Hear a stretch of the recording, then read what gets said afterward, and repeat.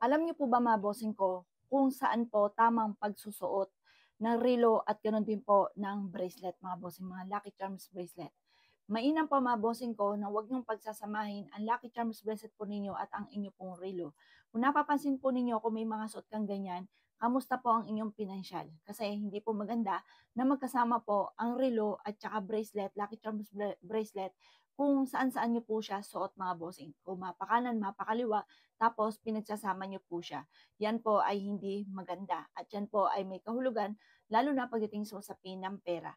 Dapat pa mga bossing ko kung kayo magsusot ng relo, ito pa mga bossing ko ay nasa kanan. Kagaya po nito mga boss. Dapat siya ay nasa kanan. Huwag niyo po ditong pagsasamahin mga bossing ko ang bracelet at ang relo. At pagkatapos pagdating naman sa usapin ng Lucky Charms, may na mga bossing ko ito po ay sa kaliwa para swerte talaga ang dulot. Kasi minsan mali po ang pagsusuot mga bossing ko kaya parang feeling ninyo wa-effect yung mga sinusuot po ninyo. Yung pala ay mali lamang ang inyo pong pamamaraan ng paggamit mga bossing. Mainam po ay ganyan ang inyo pong tamang paggamit para maramdaman nyo na mas nagiging magaan yung daloy ng swerte mga boss. Kaya kung kayo po ay parang mailap ang swerte at nang magkasama na po ito po relo at bracelet, mali po yan.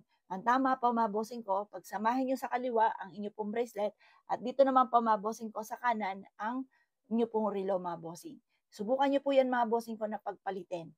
Lalo-lalo na ngayon darating na 2026 Year of the Horse at mararamdaman nyo na mas maging magaan ang daloy ng swerte lalo na sa pinansyal. O paano mga bossing? Good luck po sa po lahat.